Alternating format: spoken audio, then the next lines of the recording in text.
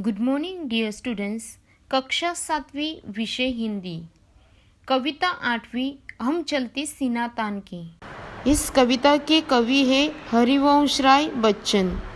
तो बच्चों, डॉक्टर हरिवंश राय बच्चन का जन्म 27 नवंबर 1907 उत्तर प्रदेश के इलाहाबाद में हुआ था और उनकी मृत्यु 18 जनवरी 2003 को हुई थी। बच्चों, उनकी रचना है मधुशाला, मधुकलश, निशा निमंत्रण, क्या भूलूं क्या याद करूं, 10 द्वार से सोपान तक, नीट का निर्माण, फिर या आदि। तो बच्चों, अभी हम उनका परिचय देखते हैं। बच्चन जी हिंदी कविता में उत्तर छायावाद के प्रमुख कवि हैं। प्रस्तुत रचना के माध्यम से कवि ने समता, बंधुता, श्रम एवं देश प्रेम की भावना के महत्व को प्रतिपादित किया है।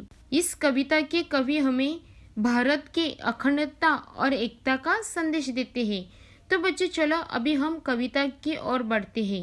कविता शुरू करने से पहले मैं इस कविता को पढ़ती हूँ।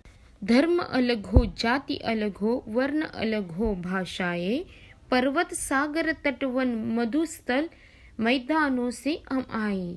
फौजी वर्दी में हम सबसे पहले हिंदुस्तान के, भारत माता के बेटे हम चलते सीना तान के।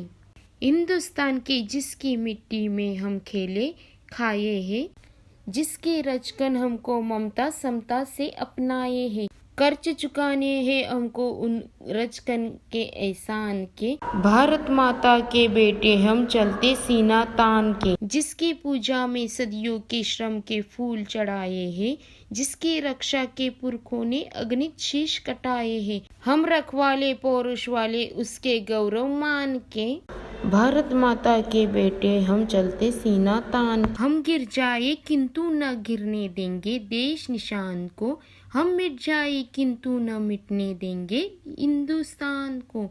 हम सबसे आगे रहते अवसर पर बलिदान के, भारत के बेटे हम चलते सीना तान के।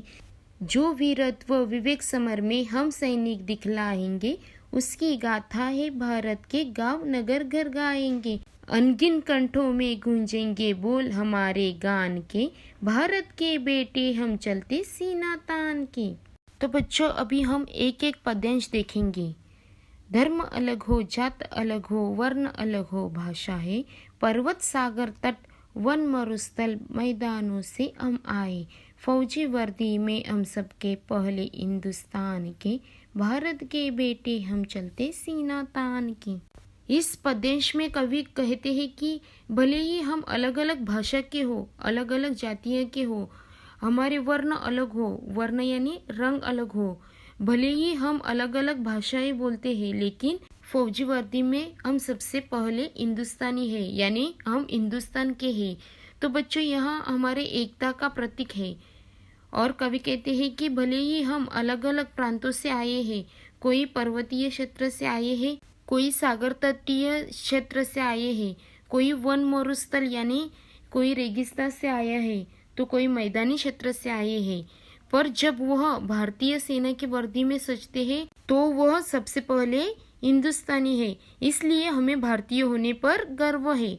भारत माता के सपूत हम गर्व से सीना तान कर चलते हैं। सीना तान कर चलना यानी गर्व से चलना, तो हम गर्व से सीना तान पर चलते हैं। तो अभी हम आगे देखते हैं। हिंदुस्तान की जिसकी मिट्टी में हम खेले खाए हैं, जिसके रचकन हमको ममता समता से अपनाए हैं। कर्ज चुकाने हैं हमको उन रचकन के एहसान के, भारत के बेटे हम चलते सीना तान के।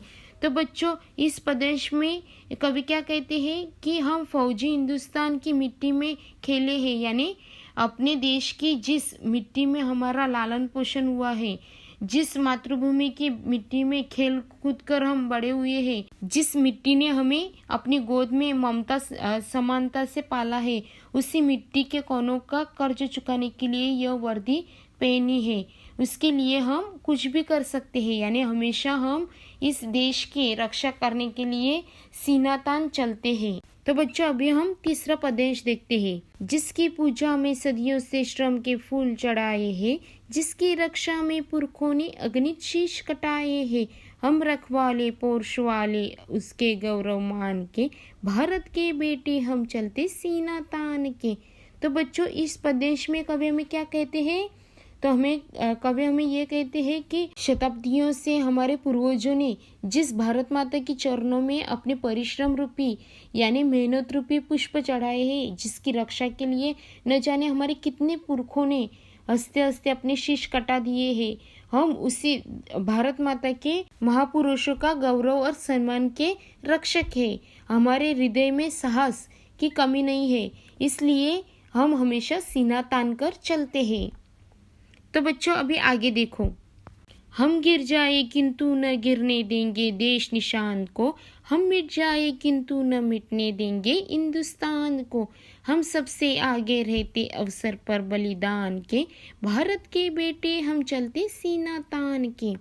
तो बच्चों हमें यहाँ पर क्या बताया है कि युद्ध भूमि में लड़ते लड़ते हम भले ही गिर जाए, परंतु अपने प्यारे तिरंगे को कभी गिरने नहीं देंगे। यानी हमें चाहे कितने भी कठिनाई का सामना करना क्यों न पड़े, हम हमारे देश के तिरंगे को कभी गिरने नहीं देंगे।